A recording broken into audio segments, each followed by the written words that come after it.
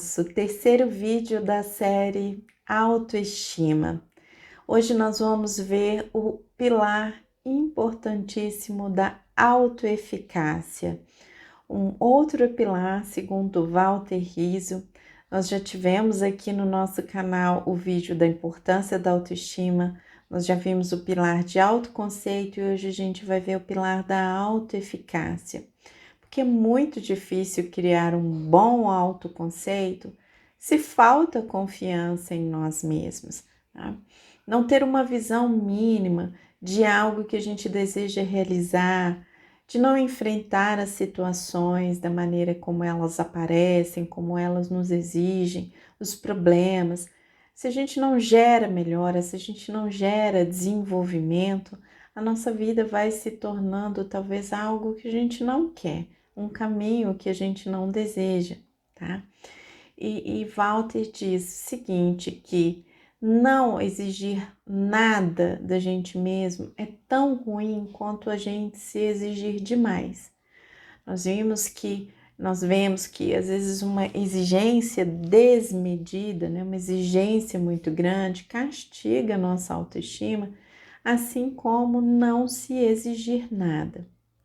Então, o que seria então esse termo autoeficácia? Eu peço que você já no final desse vídeo aqui, curta esse vídeo, me ajude a encaminhar, me ajude a levar essa oportunidade de conhecimento para outras pessoas. Se você ainda não se inscreveu aqui no canal, se inscreva para ver os outros vídeos, né, sobre autoestima, assim como outros importantes temas aqui relacionados à psicologia, relacionados a desenvolvimento pessoal, que já estão disponíveis aqui no canal, tá bem? Então vamos lá ao conceito de autoeficácia. Bom, é a confiança, é a convicção de que a gente vai conseguir atingir os resultados e os objetivos que a gente se propõe, que a gente coloca para nós. Como é que pode ser entendido uma baixa autoeficácia? Talvez os nossos objetivos não são assim tão bons. O Walter Rizzo diz, os objetivos são empobrecidos, a gente vai evitar enfrentar problemas, a gente pode desistir diante dos obstáculos com relativa frequência, a gente vai deixando os projetos no meio do caminho. E esses comportamentos muitas vezes vão reforçando, né? De que, então eu não consigo mesmo, né? Então talvez eu não seja mesmo capaz de conseguir isso que eu quero, de chegar na vida que eu quero, né? Que eu desejo ter para mim. Quais seriam os indícios aí de uma boa autoeficácia? Você consegue fazer metas mais robustas, mais sólidas, você se permite persistir diante daquilo que foi imponderável, diante dos reveses, diante dos obstáculos. A gente enfrenta os problemas de uma maneira mais adequada, mais esperada, com respostas melhores, sem tantas lamentações, sem culpabilização, sem recorrer às responsabilizações, né? Entende, né, aquilo que pode dar certo ou que não pode dar certo, busca se algo precisa ser melhorado, né, se desenvolver alguma outra habilidade é importante, busca, né? Então, a autoeficácia não é só sobre ter competência, não é só sobre ter uma habilidade específica, né? Walter Rizzo coloca lá um exemplo no livro dele de um atleta de salto com varas, né? E ele coloca as circunstâncias mais favoráveis, né, que podem levar o atleta a um bom salto, a conseguir, por exemplo, uma medalha olímpica, a conseguir alcançar algo assim. Então, ele tem ali o melhor treinamento, ele tem a torcida, ele tem um público a favor dele, ele se exercita, ele treinou muito, ele tem ali todo o suporte físico, biológico, médico, os músculos, né? Estão ali preparados para aquilo, ele tem um condicionamento físico preparado, ele já conseguiu muitas vezes saltar aquela altura, né? Que ele saltou, mas imagina ali se na hora do salto por algum motivo, passar na cabeça dele assim: e se eu não conseguir? E se eu não conseguir saltar? Então, não é sobre só as condições externas, né? Ou aquilo que a gente tem ali de preparo, muitas vezes, para as competências que a gente tem, né?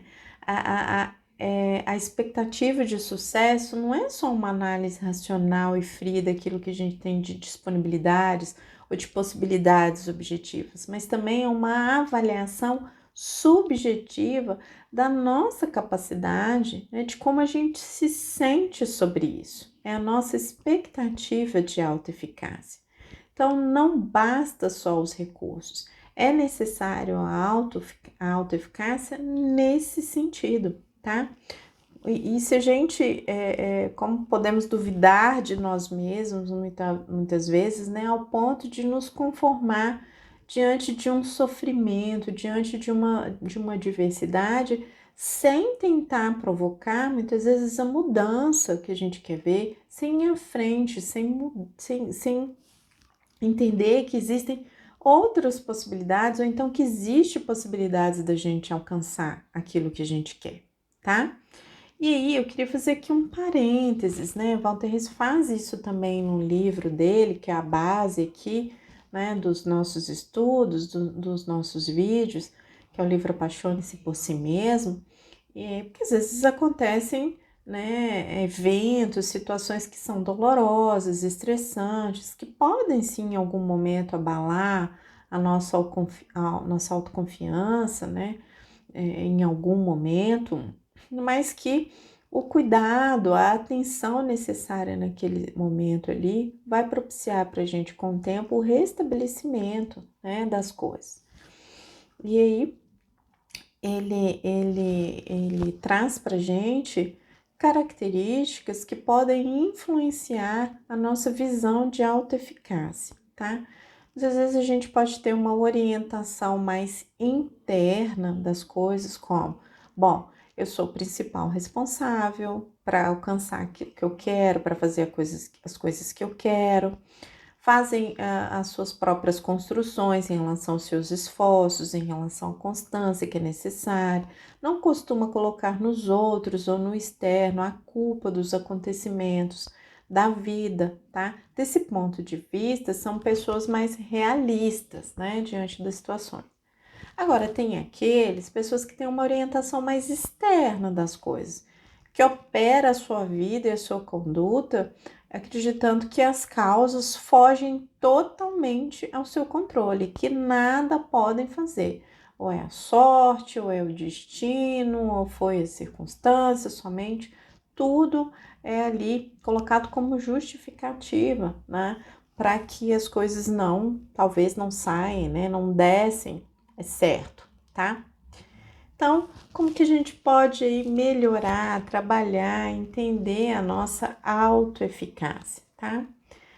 Tentar eliminar ou minimizar o máximo possível. Talvez o primeiro passo vai ser minimizar, né? Essa questão do eu não sou capaz, eu não sou consigo, isso não é para mim, tá?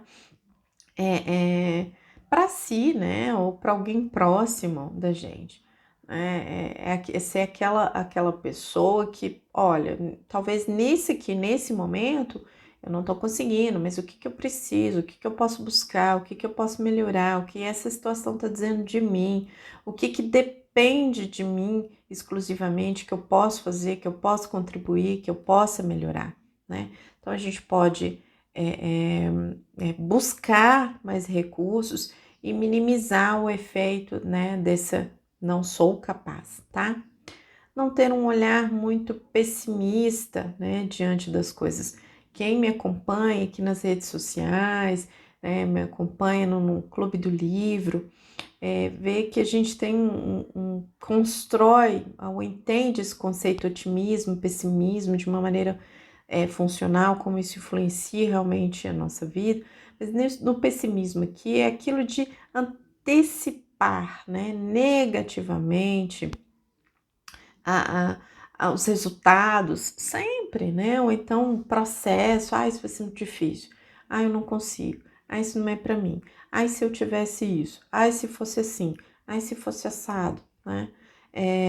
Tem essa tendência, né, de colocar as coisas, de comparar as previsões, né, com uma realidade específica, não lhe permitindo aí aperfeiçoar, né, algum processo, alguma habilidade e ter uma dedução, uma projeção de futuro um pouco mais otimista, sabendo que pode contribuir para isso, tá?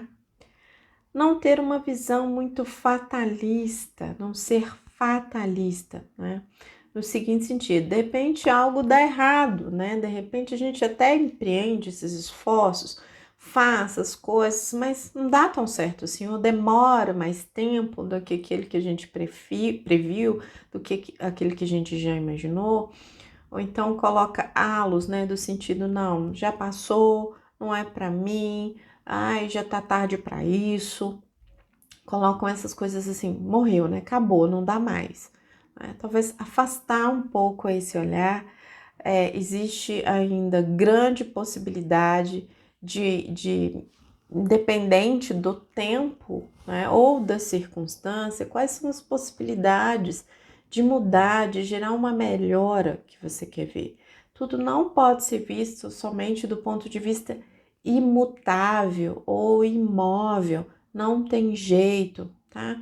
A gente pode ter esse olhar talvez menos fatalista, afastar as palavras tudo, nada, aquela dicotomia, né, que muitas vezes a gente emprega para ver as coisas, para ver o mundo. Ah, se tem isso, dá, se não tem, não dá, né? Contribua para que o seu amanhã, para a sua vida, para aquilo que você quer, seja melhor. O que que você pode buscar? O que que você tem? O que você pode buscar para isso? Faça balanços de custo-benefício, entenda os prós e os contras. Você deve incluir a si mesmo nesses recursos, entendendo o que que você tem, tá? Então tem bastante coisa que a gente pode entender e pode explorar aqui para ser menos fatalista, tá? Diante das situações. Ao passo que a gente pode então ser mais realista, tá? Não recorde somente as coisas que são ruins, aquilo que você não tem, aquilo que foi difícil. Veja se as metas que você está se propondo são realistas, são alcançáveis, se o esforço que você está empregando está condizente com aquilo que você quer atingir.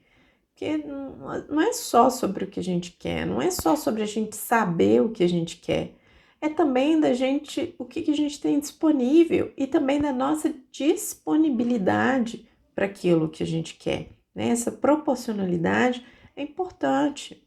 Avaliar os nossos pensamentos, as hipóteses, se aquilo está realista, se não está, tá?